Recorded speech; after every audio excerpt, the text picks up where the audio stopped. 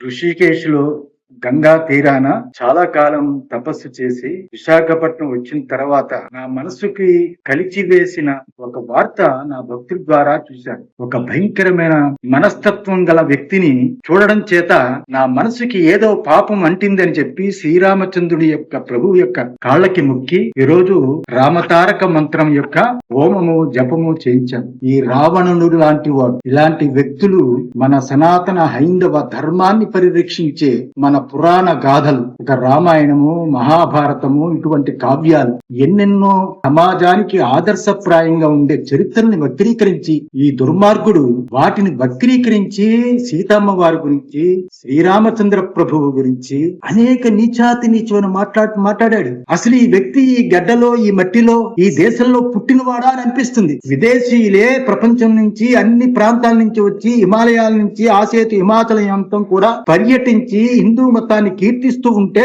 ఇలాంటి నీచాతి నీచులు దుర్మార్గమైన మాటలు మాట్లాడతారా? ఇది సమాజానికి మంచిది కాదు. ఈ యావత్తు భారతదేశాన్ని పరాయి దేశీయులు మతాలు యొక్క ఏవైతే ఉన్నాయో విదేశీయ మతాలు వాళ్ళు ఉచ్చులో పడకూడదని ఎప్పటి నుంచో ఆర్ఎస్ఎస్, విశ్వ హిందూ పరిషత్తు వీళ్ళు ఎంతో కష్టపడి కాపాడుతూ ఉంటే ఆర్ఎస్ఎస్ నిందించడం, ఆర్ఎస్ఎస్ గురించి వీడికేం తెలుసు? ఒక ఆర్ఎస్ఎస్ వ్యవస్థని, విశ్వ హిందూ పరిషత్తు వ్యవస్థని తూలనాడము. ఏ రోజైనా ఈ భారతదేశంలో హిందూ సమాజం బతికి ఉంది అంటే ఆర్ఎస్ఎస్, విశ్వ హిందూ పరిషత్తు, అలాగే అనేక మఠాలు, పీఠాలు, మాలాంటి విశాఖ శారదా పీఠం లాంటి మఠాలు, ఎన్నో సంస్థలు హిమాలయాల దగ్గర నుంచి కన్యాకుమారి వరకు హిందూ ధర్మాన్ని రక్షిస్తున్నాయి, హిందూ ధర్మం కాపాడుకుంటున్నాయి. హిందూ ధర్మం నమ్మి ఎంతో మంది హాయిగా ఆనందంగా జీవించే అద్భుతమైన దేశము మన భారతదేశం. ఇలాంటి పుణ్యభూమిలో పుట్టిన మహాకావ్యాలు రామాయణము, భారతము ఇత్యాదుల్ని, ఆ పాత్రల్ని వక్రీకరించి తప్పుగా చూపించడం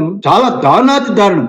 గవర్నమెంట్ దీని మీద సరి అయిన చర్యలు తీసుకుని చట్టం ద్వారా ఇతనికి శిక్ష వేయాలి. ఇంకొక వ్యక్తి, ఇంకొక యువకుడు, ఇంకొక ఎవ్వరు కూడా మతం మీద ఇంత ధర్మం మీద ఇటువంటి కూతలు కుయ్యకూడదు. ప్రతి ఒక్క యువకుడు, యువత, పెద్దలు అందరూ కూడా దీన్ని పూర్తి స్థాయిలో విభేదించాలి. ఎవ్వరు ఈ రకంగా విదేశీయులే ఇలా మాట్లాడని వాళ్ళు ఈ దేశంలో ఇలా పుడితే వాళ్ళకి బుద్ధి చెప్పాలి. నేను కోరుకుంటుంది ఏంటంటే ప్రత్యేకంగా గవర్నమెంట్ మాత్రము ఇతనికి సరియైన శిక్ష వేయించాలి.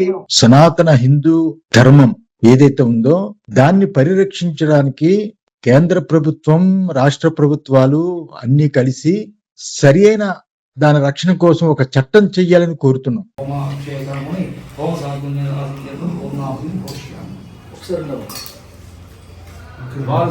ఒకసారి